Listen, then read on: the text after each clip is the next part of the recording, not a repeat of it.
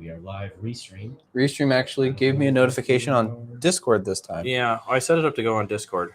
So we got a Discord notification. That's good. All right, so let's see. Waiting for us to be live. Talking Tech is live now. Is that Twitch or Facebook? That's Facebook. That's Facebook. I got Facebook. I don't have Twitch yet. Okay. But Twitch usually is the last one. It's the last one. To decide. Yeah, Twitch is like, I'm taking my sweet time doing this. All right, we have YouTube, Facebook, and Twitch up. All right, and All right, Twitter. I haven't got notified about Twitter that should be yet. going No, to. Never mind. I got it.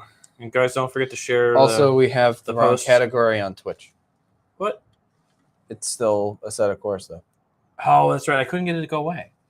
For If whatever you- reason. If you go on the Twitch, you can change If it. you go into Twitch and search Yeah, it, you okay. can change it to talk show or something like that. But yeah, hello everybody. Hey. We're just still trying to fix some stuff. No matter how many times we do this, we're still learning. So, Oh yeah. All right. Hey, welcome to Talking Tech. My name is Sean Walsh. I am your Emerging Services and Technologies librarian here at the library. And with me, as always, I'm Charlie. I'm the Guiding Ohio Online Learning Coach here at the Public Library. And behind the camera is Oh. Colt. I am.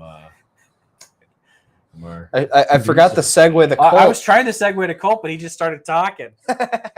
So Colt is our producer, and he who is behind the screen there. Yep. All right. Eventually, we gotta get a webcam for him and put him in the top corner. I keep forgetting to grab a webcam and putting on there because we can put him in. Yeah. Next one. Someone remind me. We're gonna do a webcam. See, now we can put up the old green screen behind him, and then boom, we got it, right? Yep. And then we can do a green screen behind him. Yeah. It's Colt. He's broadcasting from the beach. He's broadcasting from the moon. Look at me. I'm in Hawaii. Colt's on Yep. the moon today. So hey, so welcome again to Talking Tech. As we're digressing, you'll find we do this a lot because this is what we're good at digressing. But this is your chance to ask us anytime through any of this broadcast technology questions, and we'll be more than happy to answer them. And if it's something we can't answer on live, we'll get back to you and find an answer for you. In the meantime, we like to talk about technology news. So we have a couple of stories between all of us that we'd like to talk about. So if you have anything you'd like to let us know, feel free to drop it into the chat. You could drop it in the chat on all of our platforms. So we're on Twitch, we're on YouTube, we're on Facebook, we're on Twitter. And all of those should point back to us. Yeah, let me go reshare it on Facebook real quick. Yeah, that's what I was doing when we were talking. If you want to go ahead and start your news story there, Sean. Oh yeah, no problem. All right. So kind of big news today. The United States has taken its first steps into exploring digital currency. So we've talked about cryptocurrency many times on our show here. But in this case, this is the first time I feel like a major government. There's been some minor governments that have kind of dabbled in cryptocurrency, but never their own cryptocurrency. A couple of places have made Bitcoin legal currency within their financial structure. In this case, this is the United States looking to create basically its own digital currency. And this is a fascinating kind of development for us. It's not going to happen immediately. We're going to kind of have to figure this out. But it is the next evolution of what we're doing. We're going, we started out with the silver standard and the gold standard, and then, we've moved on to how we handle our finances now. And then we'll go on from here to, digital currency. Mm-hmm. So I'm kind of happy. I'd love to know what we're going to call it. Is it gonna, someone said digital dollar. I'm not sure if digital dollar would actually fly, but I don't know about that one either. Yeah, it's but just then as again, bad. we have Dogecoin. Exactly. And there's what other types of cryptocurrency is there, Colt? Do you know? I think we should name it Dollar Plus. Dollar. I like that. Actually, you know what? That sounds like something you get at like a fast food restaurant. I'll have the Dollar Plus meal. Taco Bell. It's absolutely a Taco Bell. It's Taco Bell. Yeah. Well, how often do we digress into Taco Bell here, actually?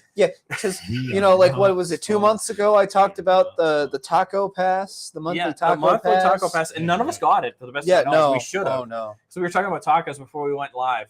If you missed anything, we often, before we go live, have conversations about tacos as we're figuring out our news stories. Yes, very much.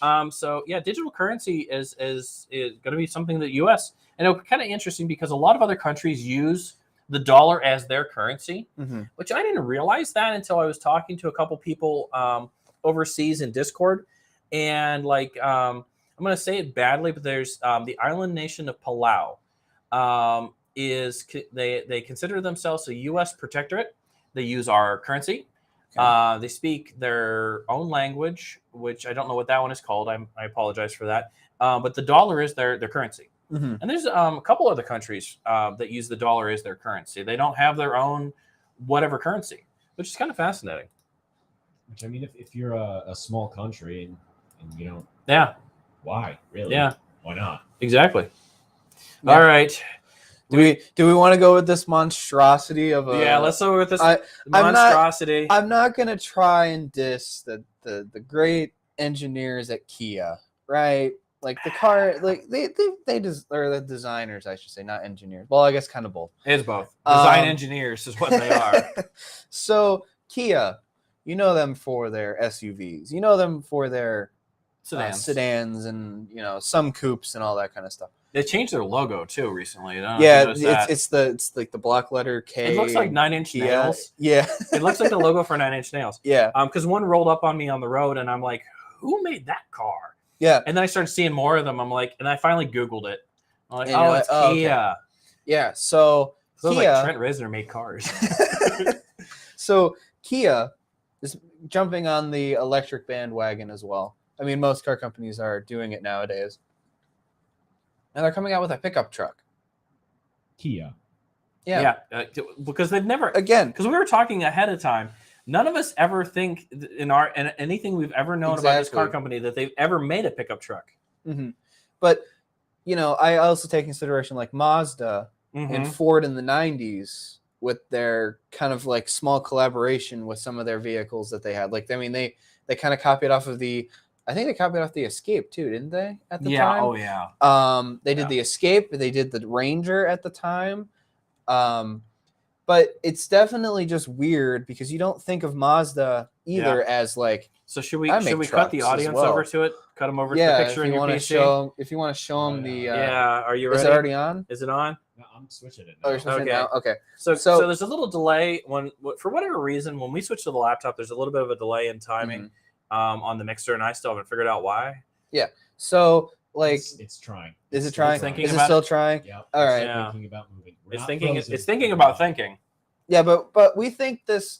But maybe before this comes up, we're thinking if you ever remember how Chevrolet did the PT Cruiser-esque looking vehicles, SRT? SSR. I think. Sorry. Yeah, the SSR is the truck version, and then the HHR is the SUV version, like the hatchback version. We'll call it the hatchback version. Is it live? I don't see it on Facebook. Is it there now? It decided it wanted it to go now. So. It did. Oh, good. Okay. Oh, look, it just went. I just saw it on Facebook. Yeah, there's going to be like at least a few minutes or a few second delay.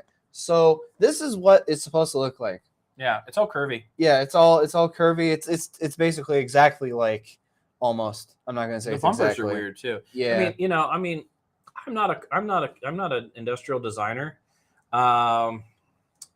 but yeah, I could have drawn that. Yeah.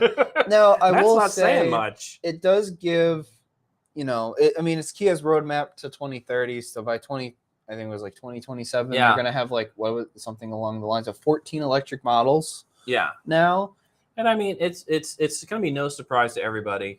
That a lot of places are moving to electric vehicles, and it's where we're going with things. And I know people have said that we're getting there quicker in recent years, but there's definitely an investment in that. Yeah, and it's good for Ohio, by the way, because there's a battery plants that are getting put into a couple places in Ohio, and the big chip manufacturer, the Intel plant that we were talking about down by Dayton, is going to be part and parcel with all of this stuff. Yeah. So it's going to be a lot of industry for Ohio again. Now, also, I will say that this truck is still only a concept.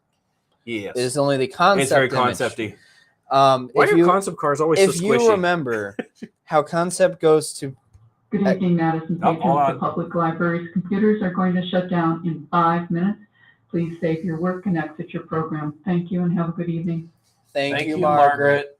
So we all know how concepts go from super kind of fancy, curvy Yeah, squishy. I call them designs. squishy. Yeah, squishy designs to. Yeah. They look like plush versions of whatever. Yeah, They actually and are. here's a Plushy. yeah, Plushy versions. Yeah. So here's a good example. So like this is another thing Kia is making. Another maybe possibly an EV coming down the line. Okay. This is See, I'm fine with the design. yes, I'm fine with this. Yeah. I got no problem. But not this concept. No. No. See, I don't know. I don't know. I grew up riding in trucks and my dad always had trucks for plowing and hauling stuff, and that doesn't look truck like. Yes. Truck's got to be like angular, but not Tesla truck angular, because that's just weird. We're not going Cybertruck here. No. Low poly truck. Yeah, low poly truck. I That's mean, exactly. It looks technically- like something out of an old version of like Halo or something. Someone edited it to have the gun up on the back. Master Chief and Yeah. and the It's a girl's truck. It's a someone girl's said. truck. Yeah. I don't know about girls' truck, boys' truck, but because I know a lot of ladies who have some pretty aggressive looking trucks. Mhm. This is not an aggressive looking truck. It looks like it's Yeah. about to take you out to coffee and have a nice chat with you. Yeah. This is not like the typical F-150 that's sitting there like Yeah. I want to run over something right it's now. the Hayabusa of trucks. Yeah. All right. So I think we've flogged this equine Yeah, a little bit. Yeah. Let's see. How long did we take? I don't know. Maybe about 5-10 minutes on this. Heaven knows. All right. So Right, cutting back. thank you. So eventually we'll cut back on the screen as everything catches back up with us. So we got asked on our way into our live stream tonight to talk a little bit about printers, because some people are out shopping for printers. I will say that I'm, and you guys can chime in wherever you're at, but I'm starting to feel like the way to go, and it's not necessarily with a specific company, but the specific concept, is the concept of the tanked printer. Yes. Where you've got a separate print head, which you can change out, and then you've got ink tanks you can fill. Mhm. We have a couple printers like that here in the building, and I've used some for years. I mean, Epson, Canon, Hewlett-Packard, all made tanked printers over the years. And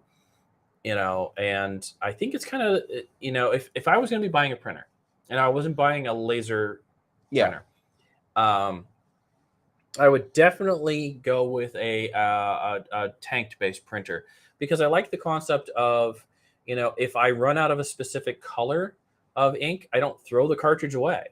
You don't throw away the entire color cartridge away. Yeah, exactly. And the other thing is, like with old style cartridges, the print head was still good. Mhm. You were out of ink or you were out of yellow or cyan or magenta, but the print head was still good. Yeah. I mean, print heads last a lot longer than, the ink itself. Yeah. So yeah, if you were out shopping, I would definitely go shopping for a tanked based printer. There's a lot of companies that make them. If you're doing photo printing, at this point, you're looking at a tanked printer that has at least 6 tanks, because you have your regular yellow, cyan, magenta, and then you've got black, you've got photo black, and you've also got gray. Mm-hmm. So if I wanted a real sharp photo, if I was printing out family photos or something like that, or printing for sublimation to heat press a shirt or whatever, I would end up going with a 6-tank printer. That gray doesn't sound like it would matter, but it really does kind of make a big difference in my opinion. Same thing with the photo. Photo black is so much nicer than other colors.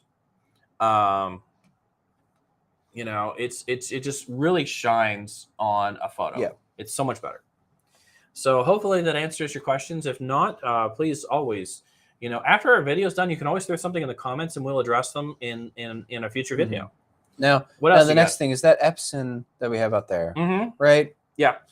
Does that order the ink for you, like the HPs say they do? I don't know. We haven't played with enough Now, to find out. I think you have to set it up. Yeah, I definitely sure set hope up. you have to set it up. No, because you have to tie a credit card to it. Okay, yeah. 'Cause Well, it's I figured that much, but imagine just like you don't realize it. Mm-hmm. You get the printer's just like some hey, dude just shows up I at your just door. ordered. or no, you just get a package from like HP or Yeah. Epson or something like that, and it's just an ink cartridge. Exactly. Like, well, actually, I take that back, because also Tesla's doing it on their vehicles. Really? Yes. So the car will detect issues, and if it's a part issue, I sure hope it gives you at least the notification that, hey, do you want to order this part? Not just immediately order it, but it's supposed to order the part for you. I'm hoping if it's a part issue, it actually stops the vehicle, like driving down the road and with blue screen. Well, someone was saying, man, I would really love to drive down the road one day and then find that my entire bank account's been drawn because I need to replace the entire Tesla battery pack at the bottom of the car. Yeah. Which is it's about half the price of the car. Yeah. So the oh gosh. supply and demand concept. So HP was doing this for a long time. Epson has done it, and so is Canon and Lexmark, who I think is now owned by somebody, one of those three. Especially in the bigger ones, like the more industrial printers and copiers. They're definitely that option is there, because you want to make sure that you have, if you're printing a lot, say you're at a school system, you definitely want to have toner coming in, because that's the contract we have with our copiers is like that, Charlie. Oh yeah, the Conoco, however you say it. The Monolysis. Yeah. So it's the contract with the company. They know about how much we're printing. They'll dial in and check the print count. Oh, okay. And they'll check and they'll say, oh, you're going to be needing toner soon. We're going to make sure you send. They always make sure there's some toner, but it does call home and complain and say, hey, my toner, bad toner. I can never remember what that thing's called. It's the waste toner thing that we can't change. It calls home and says, hey, you got to come fix this. I like the concept of the car calling home, but there's also a part of me like, okay, what if it's like your alternator or your something like meaningful, like you're driving down the road and the car goes, hold on, this will cause a fire. Let's pull off to the side of the road and call for AAA assistance or whatever. All right, so you know how you're talking about Lexmark? They're so. I mean, it's three Chinese companies that own it technically. Yeah, Apex Tech. Yeah. PAG Asia Capital and Legend Capital. Okay, they're all holding companies. Yes. Okay, so I thought one of the major print companies bought them out, but it's all holding companies. It could be, but that's it's okay. all holding stuff. That's fine. I think. That's fine. So actually, what you said kind of ties into something I was looking into. So there's a company called UVI. Okay.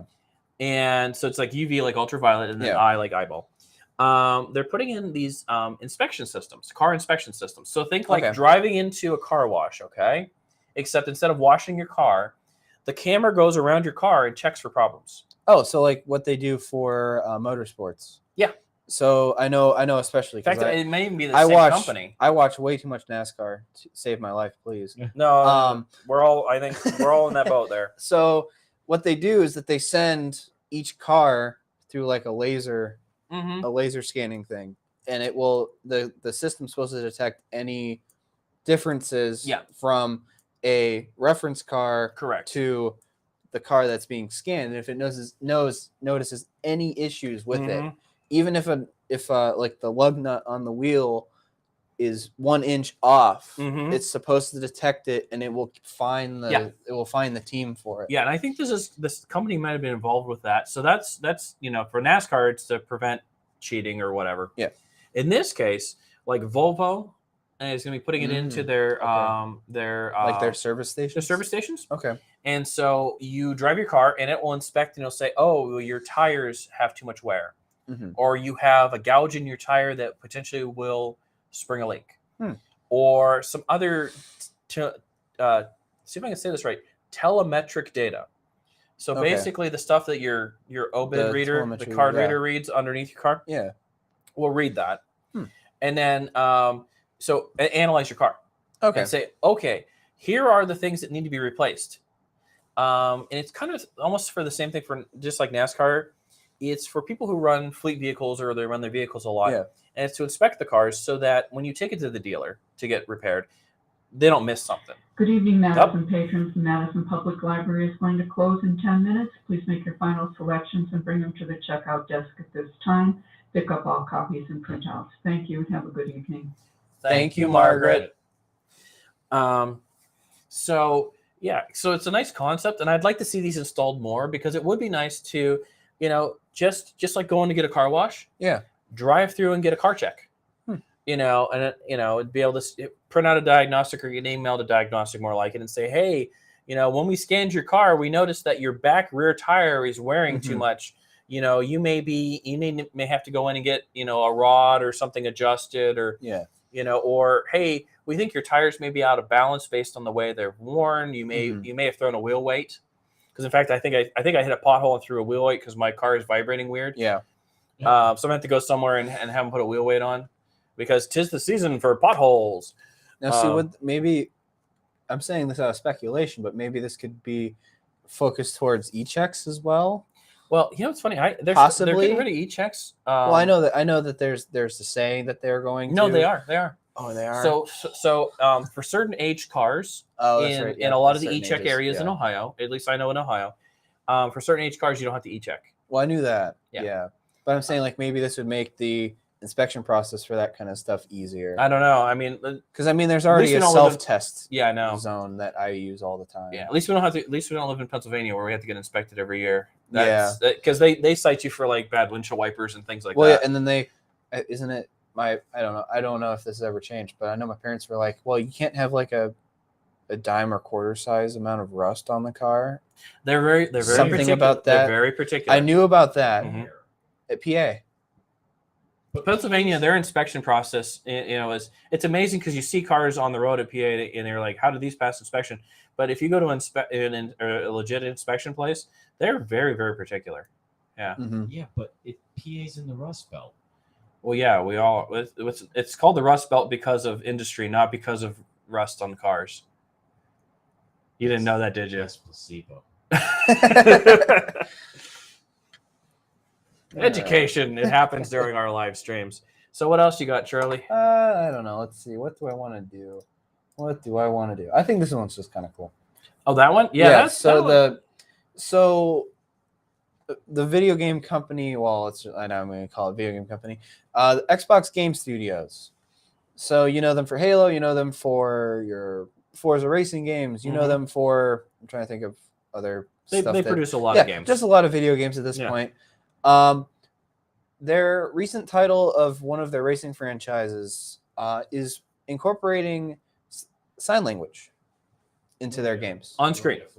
Hold on, I need to find. They don't have there's a video of it. Yeah, I don't. But I'm not going to play the video. A video. We don't. It don't work that well. Isn't there a thumbnail? There's a thumbnail, but it's not someone doing sign language. It's not like the photo I was showing you earlier today. All right. But so imagine just what you would see on like when the governor speaks with having an interpreter in the corner. In the square. Yeah. And it's just an interpreter in the square doing, all the motions and everything so that people can understand and play the game. Because there's some dialogue to this game. That's why they incorporated it. I kind of find this fascinating. And, I'd love to actually talk to someone who, is deaf, is hearing impaired, and ask them what they feel about having an interpreter versus like saying having closed captions or something like that. Like I do know, because we were talking about this in the office. Yeah. Is I will say one of the coolest things you can ever see in your life is a ASL interpreter at a rap concert or a metal show or a rock show, because they have to emote while they're signing, and it is the coolest thing you will ever see in your life, because this person looks like they're having the time of their life signing, and you can see all the fans having the time of their life with this person. It is just like the most feel-goody, awesome thing ever. So seriously, out there, Google, find videos of ASL interpreters at rock shows and just see how awesome some of these folks are. Yeah, but I think it's really cool to see a lot of this video game industry really try to just get players. Well, definitely adaptive. Yeah, exactly. Microsoft has always been really good at working with like disabled veterans and adapting like the console to being able to be played with one hand or with. Well, I take it to the adaptive controller they came out with not too long ago, which you can just like if it's not even this setup made one exactly. It's like a you build it out yourself. Yeah. you build it yourself, like there's separate buttons that you get to put it onto, and there's like so many connectors. Fully customizable. Exactly. You know, and that, I mean, everybody deserves to be able to play a video game. You know, without question. Everybody deserves to play video games. So this is cool. I love that. That's a good feel good one. Yeah. So okay, here's a good one for you. So we've talked about digital assistants for a while, Alexa, you know, Google or whatever. Clippy. We're not going to talk. No, but Clippy is the Bruno of my generation. We don't talk about Clippy. We never talk about Clippy. There's a lot of people watching the stream who have no idea who Clippy is, and I feel bad. Would you like some help talking about Clippy? No. Thank you, Colt. That was good. So in my car, you know, I can interact with my Android phone through my car, and I can say, "Hey Google, you know, I need." Melanie said we should talk about Clippy. We should talk about Clippy. Oh, okay. So Clippy was the digital assistant as part of Word, and it was a friendlier way. It was a paperclip icon, friendlier way of helping you find what you were looking for in Word. But unfortunately, Clippy actually spent a lot of time saying, "Would you like help for?" and giving you nothing that ever was related to what you were trying to do. Yeah. So yes, we don't talk about Clippy, Miss Melanie. Clippy at this point is just a pop culture icon. Pretty much. For Windows. Clippy and Bob, Microsoft Bob. Oh, yeah, Microsoft Bob, Yeah. yes. And Rover. Don't forget about Rover. I literally did forget about Rover. XP. That was Rover and Rover. XP. Rover was in Miss the File Melanie Explorer. misses Clippy. They're actually, they did a giveaway for a Surface Pro that was customized with a special Clippy. Oh. Clippy has a book, doesn't he? Clippy did have a book, yeah. I don't know if we own Clippy's book, but Clippy had a book, yeah. I got the Clippy book. Yeah. So, so going back to what I started. So you go ahead and you do what you want. So, you know, I can say, "Hey Google," and talk to Google, and I also use Amazon Music, so I can say, "Alexa, play, you know, 80s pop," and it will play over my car. We don't want the Clippy book. We don't want the Clippy book. No, we don't. No, we don't. We don't talk about the Clippy book. So you, some cities now are starting to allow you to go, "Hey Google, pay my parking." I think I saw you starting to read about that. Yeah. So I mean, I wouldn't mind that. Yeah. For how forgetful I am, and I'm gonna be like, it's gonna be like 2 minutes before the clock runs out, and I'm like, Google, please pay right now. So more and more have apps that allow you to, you know, pay from your phone. Okay, and so when you're in a building, you can pay. Yeah. So you can say, hey Google, pay my. So you don't even have to. When we're talking about adaptive technology, you know, you don't have to really even touch the thing. You can just say, "Hey, pay my thing." Well, especially if you're doing something like super crazy busy work, and you're like, okay, I need to keep going at this. Yeah. Okay. Have someone else do it for you is basically the idea. I'm not going to say where it's at, but I used to work at a library that didn't have any parking of their own. It had only street parking, and you could only park for, what was it, like 2 or 3 hours? And so I would work there for an 8-hour workday working on their computers or whatever. And so I'd have to take and schedule time to run out there and either put money in the meter, or for the ones that had limited time, because they would chalk your tires, move my car. And so sometimes I had to drive around. Like literally the director of this library pays for parking in someone else's lot because they have no parking. And I'm not going to call them out because, you know, we all love everybody here library-wise, but that was one of the roughest ones, is like, I don't want to get a parking ticket while I'm working. Yeah. I mean, it was like a $10 parking ticket, but still $10 is $10. And it was really, you know, it was really annoying. And there was like no parking anywhere. Yeah. So, yeah. So, yeah, you can say, "Hey, Google." So it's going to be interesting to talk to your digital assistants a little bit more, you know, and be able to say things like, you know, "Hey, Google," you know, and I've tried this a couple times, and it doesn't work on maps for me, at least. But like, "Hey, Google, where's the nearest gas?" Good evening, Madison patrons. The library is now closed. Thank you. Thank you, welcome, Margaret. I tried to change it up because she said thank you, so I want to say you're welcome. True. Yeah. We always say thank you, Margaret. I use my Google Assistant for like one thing, and that is setting my alarm every night. Yeah. It's, You say, set my alarm for 10:30. yeah. 30. Right. Yep. Right. Yep. Yeah, So, I use mine mainly for like directions for places when I'm Yeah. already driving. That's usually about it. I will say one of my favorite is Hey Google Beatbox.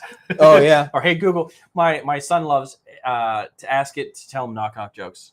I remember Siri, the original Siri. Mhm. You could ask it what's 0 divided by 0, and that was like the longest explanation, but it was the best explanation at Yeah. the same time. I did see someone once who set up Alexa and Siri to have conversation, and they couldn't figure each other out, but they were loud enough they could keep talking. Yeah, And it they almost just went kept on going back and forever. forth. Yeah. It's Yeah. like the AI. It's like the AI that just consistently Yep. like just talk back and forth. I'm sorry, I didn't quite get that. Yeah. The best is I saw a video of that lady who recorded a lot of those, actually talked to people in real life and freaked them out. Yeah. So what do you got, Charlie? Let's see. All right, I should take a break while you're finding stuff. Feel free to ask us technology questions in the chat or in any of our chats, because I mean, again, we're on Twitch, we're on Twitter, we're on Facebook Live, and we are on YouTube simultaneously as we speak right now. Mr. Colt is running all of that from in his happy little location over there. Yes. That's why if I bend my head funny, it's because I'm looking around the light to see Colt. Yeah. Because what you can't see is all the lights and all the studio around us. Yeah. I can see Chuck, but I can't see. I'm hidden. Can't see Sean. I'm hidden. All right. So who here's Nintendo fan, right? Yeah, me more or less. Colt's a kind of Oh, come maybe. on. Sports. I play Wii Sports. Yeah. Well, we talked about that last time too. So what is the deal? The Wall Okay. Street Journal article about Chromebook expiring. Okay. I mean, do you want to go into Chromebook or do you want to do the Nintendo thing first? No, let's answer the question. We'll do the Chromebook one. All right. Okay, so Chromebooks expiring, plural. And this has been happening for a while, but I think it's hitting people more because more Chromebooks were purchased during the pandemic than ever, because that was a cheap, inexpensive way to get a laptop yes. that had a camera. They could do Zoom. They could do school stuff. Could do school Basically, stuff. A lot of schools bought them. Yes. But they do have a lifespan, because basically, like a phone, like anything else, as Google is improving its operating system, as it's improving what it wants to do with the Chrome OS, it becomes bloated because you can't keep all of this old code floating around. Okay. And so with all this old code floating around, that's why, like, when people load like Windows, or like, why is this thing so huge? It's because literally it has to support all of these older computers. Yeah. And Chrome, and basically how phones work too, is they say, okay, well, here's the drop dead point. Yeah. We're not going to support your computer because we don't want to keep it around any longer. We don't want to keep all of the old code that makes that one work. This is it. It's done. We're not going to support it. So it's not going to shut off. It's not going to burst into flames instantly or anything like that. But it's not going to get any updates. And unfortunately, a lot of those updates are security updates. So you could find yourself with an older Chromebook that has no protection against some of the things that are going around the internet right now. So it's a little scary. I will say that there is a chart, because I also watched a video on this before, because someone I was watching on YouTube had to buy a Chromebook for his son for school, because he doesn't need him to have like a $2,000 gaming laptop or anything like that. Yeah. He only needs it for school and everything else. So he's just like, okay, I'm going to find him a Chromebook, but I'm also going to make sure that it hits. I don't know if it's a model number, or if it's a certain. I think there's a list of like different models and everything else. Yeah, there's a list of models out there on Chrome's or on Google's website that you can find, and it will actually tell you when it will like the expiration date for it will be. The end of life. And you gotta watch when you're especially shopping for Chromebooks. Yeah, I've been burned by this. Yeah, because you can find what are considered, refurbished that maybe have like 2 months left on their existence before they expire, so they can still sell them. 1 month, something like that. So you have to be very careful Mm-hmm. Buying refurbed. And I even bought new because it's new old stock. Mm-hmm. And so, because this is actually what burned me is I bought a new Chromebook, okay, but it had been sitting in a warehouse, Mm-hmm. and so it was already on the edge of being expired. It's like car seats expire, and the reason they expire is because you want to make sure that the belts and all that are still tight. It's the same thing. So check your milk. Yep. Check your car seat. Check your Chromebook. They all could expire at any time. Yeah, it's just make sure you understand what you're looking at when you're buying a Chromebook, because it could already be 2-3 years old when you buy it for the first time. Yeah, who knows? Chromebooks are a lot. Technology is becoming harder and harder to purchase secondhand because of just the sheer fact that we can't carry everything along. Apple is famous for this. They've orphaned so much technology when they said, well, here's the newest operating system for an Apple PC. And here is all the list of the things that we're no longer going to support. Mm-hmm. And here's the line. And you can't moan and cry. They're just going to do it. They're just going to cut you right off. So, but thank you, Melanie. Thank you, Miss Melanie, for that question. It's not the greatest answer. I will say that we are looking into some alternatives because, the hardware is not bad for the Chromebooks. And so some alternatives are maybe going to a different operating system. I know that Windows has been working on a version of Windows 11 that is meant to go on Chromebooks that actually has a little bit longer of a lifespan. And of course, you have Linux variations that are available because Chrome OS is an Android Linux mixture of some sort. Yeah, I got the weird head bobby thing going on there, but yeah. So that's what that's. Yeah. So that is. So back to if you're a Nintendo fan. Yes. So you all know in Japan, they came out with the Universal Studios Japan Nintendo World, right? Super Nintendo World. Yep. Amusement park. Yes. It's also now coming to the United States. I would hope so. But sadly not too closer to us in Florida. It's the Hollywood Studios variant out in California. Yeah, so the West Coast is totally getting Nintendo. The West Coast is getting where Nintendo. Their headquarters are somewhere over there. Yeah, should be. I'm pretty sure it's in Washington. Is it Washington for Universal? No, Nintendo. Yeah. It should be Redmond, Washington. I think. Is it Redmond? I think so. Oh, that's cool. They're all kind of like in the same Silicon area. Valley. That whole Silicon Valley concept. Yeah, that idea. Yeah. So 2023 is when it's scheduled to open. Mm-hmm.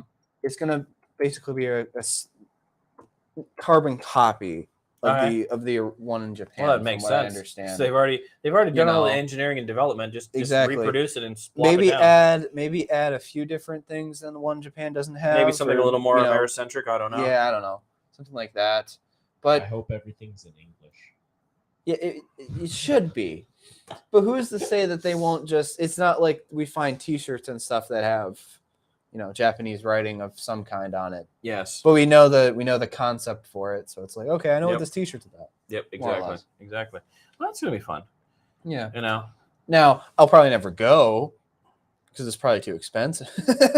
At least for me. Side of the country. It's on the other side. Exactly. Of the country. You either fly over there, or you're gonna be taking a few days driving out there. But someday I want to drive across the country just to do it. Yeah. That's like a retirement thing. In like 20 years. I mean, I totally would fly out there, but I'm still not old enough to rent a car. Yeah. Sean's gonna do the cannonball run. Yeah, I'm get someone to drive in front of me, and it's right on. Eastbound and down. Except this would be westbound and down. Mm-hmm. Loaded up and trucking. Are we gonna do what they say can't be done? See, there's some magic in knowing all that song. Mm-hmm. Watch us get a copyright violation for singing that song. All right. Well, that was pretty cool, man. So let's talk a little bit. I'm going to wade into this. So without getting political, I do find it interesting right now that due to sanctions and a lot of things, the country of Russia is some of it's their own choice, but some of its sanctions are being completely disconnected from the commercial internet. Okay. So some of it is Russia basically putting up blockades for their people to see things from the outside world. And again, I'm not being political on this. It's just it's a known fact of what they're doing. Yeah.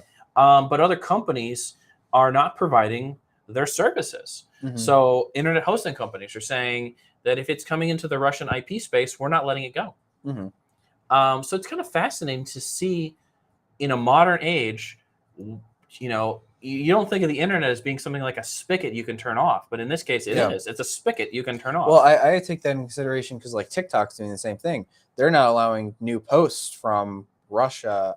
I think they even aren't allowing them in Ukraine either. Something like that. No, I they're know, allowing them in Ukraine because some people are posting things about what's going Okay. on in the Ukraine. I couldn't Again, we're remember- not being political. It's Yeah, I'm just not what I trying know is to. happening. It's just like I read the article real quick and I kind of skimmed over it and I was like, okay. And I kind of just took in consideration that maybe it was just both because they don't want to share the war stuff, but Yeah. you know, because No, it's very fascinating. I mean, because there's North Korea is very famous for having very tight controls on the internet. China's having very, very tight controls on the internet. It's kind of fascinating because Russia did one thing that I found very interesting, and that's actually pull back in the domain register information. So to kind of simplify something that's kind of a little complex in some respects, when you go to www.yahoo.com, I'm not sure why I just pulled Yahoo out of the air, but whatever. It represents a group of servers. It's not one server. And so when you go to Yahoo, there's a service behind that called domain name service that takes that name that's recognizable human name and translates it into that round robin set of servers.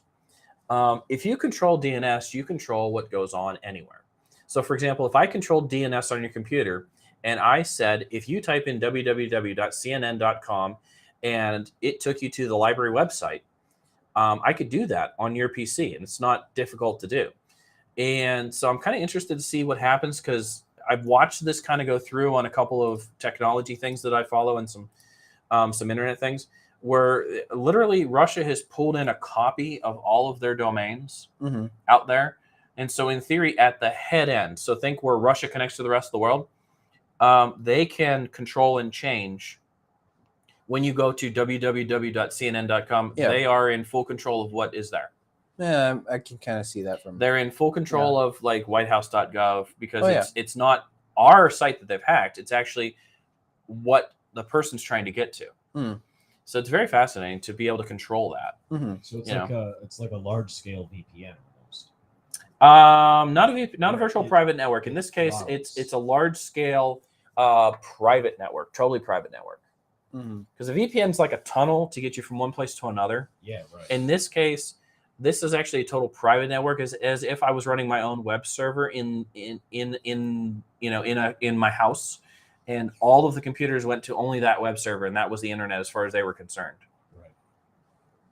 So I find that kind of fascinating to watch the spigot get turned off, but also to see someone controls the spigot entirely, and maybe the water isn't water; it's Kool-Aid now. Yeah. All right. Let's see. You want to talk about the microbus? Yeah. I like. Let's talk about this new Volkswagen Bus. Colt, if you want to. Well, go ahead and go for it because you can kick it over and we'll just talk. Exactly. So, Volkswagen's coming out with a new concept. Well, I guess it's not a concept anymore, really. I think this is actually kind of final design. I think this is pretty close to final design. It definitely looks like it's definitely just sitting in a showroom at this point. But Volkswagen's coming out with another van, bus thing. I mean, it even says, less flour, more power at this point. Oh, really? Yeah, that's the ID Buzz electric microbus revealed. Less flour, more power. Wow. So it's supposed to be another EV version of a, iconic car that we've all known and loved for a while, like how Ford did the Lightning version of the F-150 and made the F-150 Lightning, which is the electric car. And so it's kind of getting to that situation to where I think most anything iconic is going to get pulled out from the bottom of not necessarily bottom of the barrel, but, a barrel somewhere that, they're going to use it as a way to get people to, buy this stuff. But I still think this is really cool. It's great. It's a great looking car. And it's funny. I like that so much better than the truck. And I can't put my finger on why. And I've never owned a Volkswagen. I've never had any interest in owning a Volkswagen. I think microbuses are cool looking things. Yeah. But maybe that's it. Maybe it's the nostalgia for me because I always thought microbuses are cool looking cars. Yeah, exactly. And I think this is awesome. At least to me. Mm-hmm. That's cool. That's very cool. So I found a neat story. So you guys ready for this one? Yeah. Yes. Solid state flight. Solid state flight. Okay. So you ready? Ready for solid state flight? Okay. So it's electro aerodynamic propulsion. So you can swap the camera off. Yeah, Colt, go if ahead. you want. It's back on us. Is it? Okay. Yeah. So it's solid state. So it's electro aerodynamic propulsion. So NASA has been working on an electrical powered plane, but it's not, doesn't have a propeller. What it uses is it has a positively charged rod, and it takes and basically ionizes nitrogen in the air. Mm-hmm. And there's a negatively charged airfoil behind it. And when you have something positive, it always wants to go to something negative. So it creates an electron wind. And this plane flies on an electron wind. No moving parts. No fuel other than electricity of some sort. No sound. Totally silent. Okay. So it's the same, kind of the same principle as an ion drive. So you guys know anything about ion drives? Do use fuel, but so an ion drive, the theory is that in space, since there's nothing to hold you back, just expelling out ions will push you forward, because that whole Newton, force acting in a direction will push something in the opposite direction. I just really butchered some physics because I'm tired. All that Newtonian physics that I learned that I just butchered really quickly, but it doesn't do anything in our physical world. No, not a thing. So this is kind of a cool concept. So literally, we're creating our own wind, and it's like solar wind, because solar wind is ions. Yeah. Okay. So it's what's bombarding our planet all the time. It makes the awesome aurora borealis. It destroyed everything that didn't have an ozone layer, like Saturn, or it totally stripped Saturn bare of any atmosphere because of no magnetic field. But think about this concept. If I could make a plane that all I have to do is basically charge something in front of me and pull myself through the air. So they tested it in a gym. It looks like the Wright Flyer. I wish I would have gave you a picture of it. It looks like the Wright Brothers Flyer, which, of course, being an Ohioan, is near and dear to my heart. So I see Morgan put in the silent black helicopter. Yes. See, all of us librarians want this because it'll be an absolutely silent way to fly. And so we'll be so stereotypical librarian, it won't be funny because we'll be shushing through the air. We can also use our silent black helicopters to come back and collect all the books that are overdue. Yes. Who let this guy on? But what? I said, who let this guy on? What guy? You. Me? Yeah.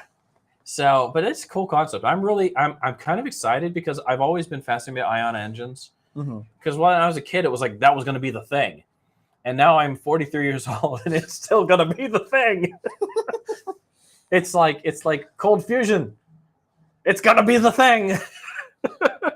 It's the next big thing. Yeah, they actually made a whole bunch of big leaps just this past week, but there's nothing really to talk about because it's literal. Their big leap is we didn't have to get as hot to get it to do fusion. I mean, literally that was it. Oh yeah, it's gotten cooler, guys. Yeah, it's only like a couple million Kelvin, Yeah, but it got cooler. Yeah. So what you got there, Charlie? Let's see. I'm gonna do this one. Oh, you totally do that one. Oh yeah, absolutely. This one's for all of us in the room. Yeah, so everyone that has grown up in I can't remember. I watched it on VHS tapes. 80s and 90s. Yes. And some 80s, 2000s. Because they've done like four different seasons of them. So 5 maybe. Teenage Mutant Ninja Turtles. Woo! If anyone remembers the arcade editions of these games. I adore the arcade editions. And the NES, SNES versions of these games. We've had discussions about the SNES versions. Yes. Yeah, Underwater, I think. The underwater level is we'll what bring up broke some... many consoles in the 1980s and 90s because that was Not- the not hardest level consoles. ever. It's not consoles, it'd be Controllers. TVs. No, consoles, because you rip the console out of the wall and rage. Yeah. Yeah. Okay. That's the hardest level ever. That's So- why Game Genie was invented. So they're coming out with a collection of all, what is it, 7 games? There's a bunch of them. There's 13 games. 13 games, sorry. Yeah. So the entire collection of 13 games that will allow you to play these games Mm-hmm.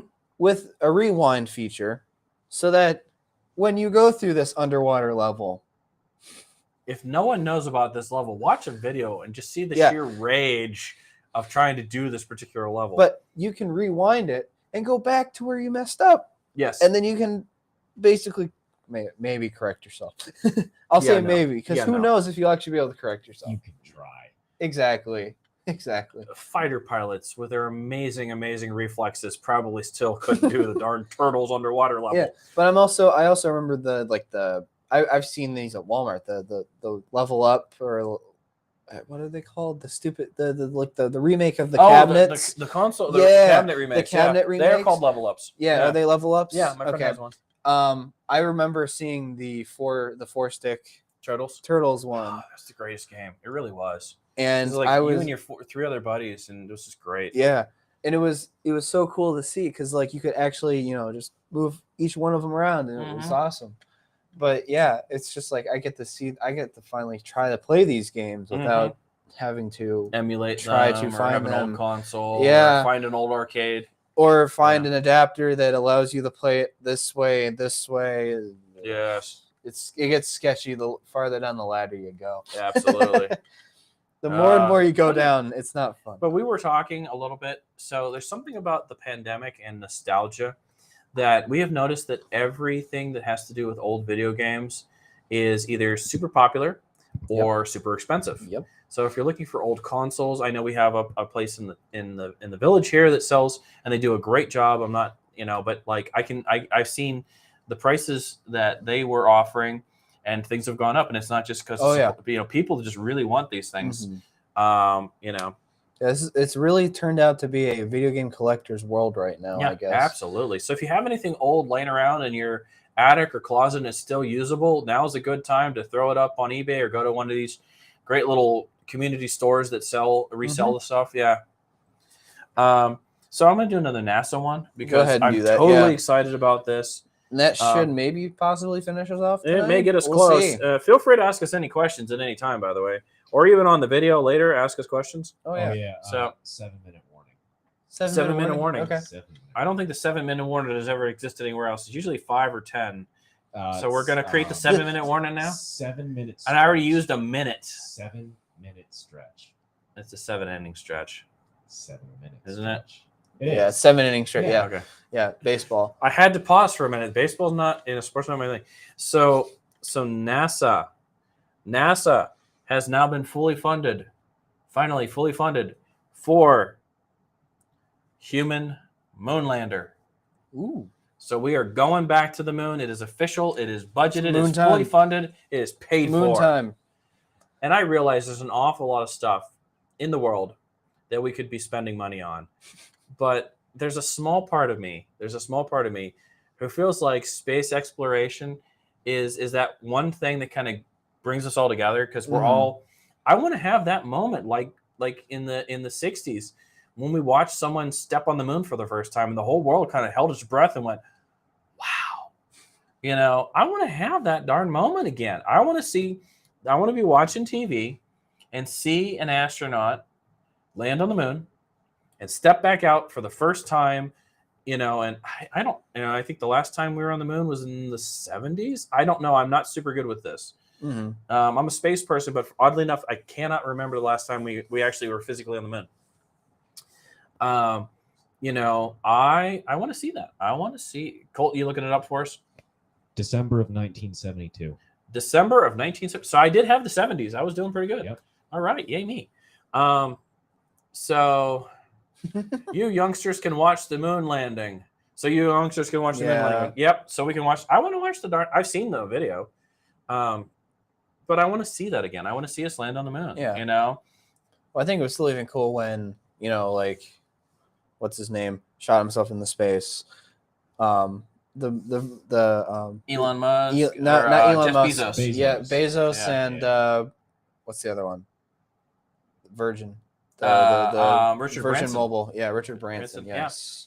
Yes. Yeah. No, and I realize that was a lot of money spent for all those things, but I still feel like, going up into space and moving forward and progressing is. I had this Star Trek dream that, when we started going out into space, that was the whole theory of Star Trek. When we started going out in space and realizing we were just, a whole Earth versus just separate countries. Yeah. So I guess that's our warm, squishy, wonderful moment. Morgan says 70s. Yay. So actually, we still got some time. Yeah, we got about 5 minutes. You want to do the Spotify one? Do we want to do the car thing? Yeah. Let's do car thing. I don't know the Spotify one, so. So this device is called a car thing. It's legit Really, that's its the name. Okay, the glasses came off and the eyes get rubbed. So that is the actual name for this car Do thing. I show them? Yeah, you can go ahead and show them. It's just going to show them a dash. With the dashboard chapstick and on everything. it. Yeah, with chapstick for of anything. I mean, if I think anyone the else chapstick's does, to give you a size comparison or something. yeah, kind of. So this is showing it on like a newer model of probably a Toyota or something like that. Mm-hmm. But it's showing you the size of it. So it's only a credit card size screen for what I remember. Mm-hmm. But this entire device is meant to be put in cars that do not have like the super, like this one has it, Mm-hmm. right? Like the tablet screens in cars that, people, a lot of the newer cars have that older cars don't. Mm-hmm. This is supposed to become what Spotify is saying so far is basically a purchasable car smart device is their idea for it. So a car tablet. Basically, yeah. But you could just put your tablet in the car. Yes. Or your phone. Yes. Which is kind of like a tablet. But this one basically plugs into the charger port of your car, and it's supposed to be more of a permanent solution to it. Yeah. Mm-hmm. It's not meant to, completely replace like the thing in your car or anything. This is a false start, I think, in my opinion. I mean, yeah. I know people who are putting tablets physically in their car, Mm-hmm. and of course, I've got a pretty decent sized phone. Yeah. And I have a little mount for my phone, so I can interact, safely while driving, by the way, interact with my phone. Most of the time I yell at it. Yeah. Many of you who know me know that I listen to my emails and dictate back to my phone sometimes emails. Yes, with sometimes better results, Mm-hmm. sometimes not. I have to go back and correct what I've said. So yeah, I don't know, Charlie. I don't know. I think, but Spotify does say that in a few weeks it's gonna supposedly have an update that it will add navigation and stuff to it, probably through Waze or Google Maps or like. I know they do have support for iPhone stuff as well. So I don't think anybody probably uses Apple Maps anymore. Yeah, very very little. Let's put it that way. It's like using Bing. Yeah. It's Bing Maps. And Waze is actually built on top of Google Maps. It's just an enhancement of Google Maps anyway. So when you say you're using Waze, you're just using Google Maps with flair. Yeah. Well, I use Google Maps, which is Waze, but with Master Chief as my directional voice manager. Your voice. Yeah. That's funny. Yep. With the Warthog as my vehicle. Yeah. I did Darth Vader for a little while. Yeah. And I purposely went to a place that had a rotary so I could get Darth Vader to say, "And the circle is now complete." Every time I went through the rotary. You can record your own. I know. Wouldn't that be? That would be messed up. It's so messed up. All right. So again, thank you for everyone who participated. Feel free, if you're watching this after the fact, because we do put these recordings up, feel free to put something in the comments if you're asking us a question or interested in something. We always appreciate it. And again, check us out on we go live the second Thursday of the month, and it'll be Charlie and myself and Colt, and sometimes we have special guests, and we talk about technology news that we find interesting. So a lot of times it's cars and video games and science and spacey stuff. Yes. But other times we can answer your questions. So feel free to jump on and ask those questions. Look for our other content on YouTube. We do craft videos, we do cooking videos, we do technology videos. Follow us on Facebook, because that's where you'll know what's going on with story times and be able to register for a lot of our programs. And of course, Instagram to see all our great pictures, Twitter to get little short snippets of what's going on at the library, Twitch to watch Charlie do some live streaming and some gaming. What else we got boiling down? YouTube, I mentioned. We talked about YouTube already. Hey, we're on Pinterest as well. Check out all our pins. I think you've covered all the social media that we do because we've got a bunch. I think so. We've got a bunch of Instagrams and we've got a bunch of Facebooks. So if you're not following us, our Bookmobile Gus the Book Bus has an Instagram. Stan the Technology Van, our newest vehicle, has a Instagram. Of course, the library has an Instagram. Then we have Facebook pages for our children's programs. We have Facebook pages Melanie for. says don't forget about the fundraiser. Oh, don't forget about the fundraiser. All right, yeah. So we have Facebook pages for our book groups. We've got Facebook pages for the library, children's, and teens and tweens. And last but not least, thank you, Miss Melanie, for reminding us. This weekend, Saturday, will be our Dinner in the Stacks. It's a great fundraiser for the Friends of the Madison Public Library. We'll have raffle baskets. I believe there's a 50-50. There's wonderful desserts. There's all-you-can-eat pasta. It is bring your own beverage, so you can bring adult beverages into the library. And the best of all, if you can't make it into the library, there's no excuse because you can get dinners through our convenient drive-up window. So feel free to pull up and order some dinners. We'd love to see you. We'd love to see you support the Friends. So thank you very much. So anything in closing, guys? You guys want to say anything in signing off? I don't think so. I think other than goodbye would be a. All right, so goodbye from Charlie. How about Colt? Colt. Have a good night. All right. So good night. Be safe out there and enjoy your tech. Okay, go ahead and code us.